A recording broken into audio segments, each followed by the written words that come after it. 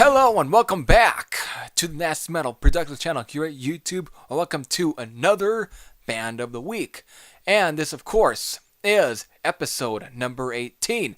So, for this week's Band of the Week, I'm going to take a look at one of my very first albums that I ever reviewed on this channel, because next week will mark my 100th review.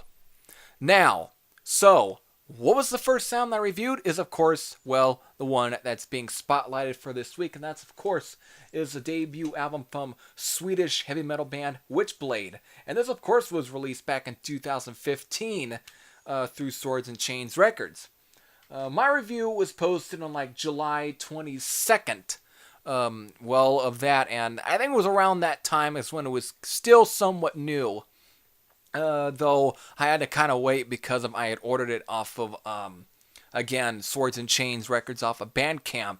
And I'm not going to go into the full story. I think I got an Unearthed Mail, video where yes, I do have an Unearthed Mail on there, which I kind of talk about the whole package and what was the whole deal with it, for why I waited quite a bit to get the album. So, and of course, I think somewhere in the video here, you might have saw the link to there, and you've also saw the link to the review for the album. So, again, this was my very first review, and looking back, like 2015, technically not the very first. I guess I'm going to be seen like a pretty lying asshole, but technically not my very first review, but it is the first legitimate album review, one that wasn't a part of like the revisiting. Still, this was definitely my very first album review. First review was actually a song. I'm not going to go to what song it was. Actually, it was Valley of Tears by Tank. Anyways, this was my very first review, and I'm not going to go into say about the whole album. The album's a great album. It's not a very long album.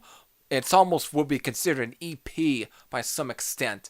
But then again, we consider Rain and Blood by Slayer a full-length album. So this is very much a full-length album. But it is a great album. It's, if anything, it is one of a part of the most raw, most bare-bone heavy metal album to come out, at least at the time, in a long time. They all sang in their own language. They're from Sweden. And it's normally, I don't hear a whole lot of Swedish metal bands or newer heavy metal bands from other countries that sing in their own language. That was something that you kind of got back in the 1980s with countries from like Spain and France. But Germany, even to some extent, Sweden,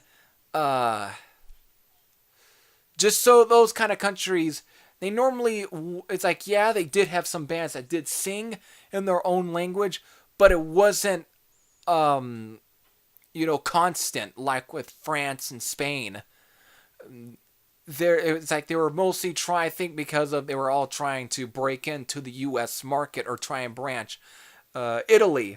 The only other band that I knew of out of Italy that really sang in Italian was Strana Fisna. But any other band that was out of like Germany or Sweden, they mostly sang mostly in English. I know there was definitely bands there, but it wasn't like a bulk of the bands like with France and Spain. So to get a band like Witchblade to come out in 2015 and to sing, to come out of Sweden, to sing in their own language, and the way they put the whole album, it's very much in a way, it just adds a little bit of originality to the band in a way. Musically, it probably isn't considered the most original, but they play it with a whole lot of passion. It's just really, it's a complete. I think what I tried to or what I did summing up the whole album, it's basically like a fucking tank. It just fucking steamrolls over you. And that's the whole album, basically. It's a steamroller. And this is, just, to me, definitely a future classic Swedish metal album. It's got a bit of a Motorhead-ish tinge to it, at least, but it reminds me at times of like Heavy Load or some of the other great Swedish metal bands that come out of that. It's just got that raw power. Singer definitely kind of Lemmy-ish here and there, but you know what? It's what I think gives the album a bit of a charm with its the whole native language thing. It's a fucking great album. Anyways, yes, I just wanted to look back on my very first album review that I ever reviewed on here on YouTube, and the fact that I'm hitting on like 100 album reviews, and of course I've got about 342 subscribers, and now the reason I'm not even spotlighting this album on that week is because of that week is going to be something very interesting, and it leads all into my 100th album review. And I think if I've ever hinted on before, I'm not going to hit on it again, because you probably already know what album it is that I'm going to review for my 100th video, 100th review.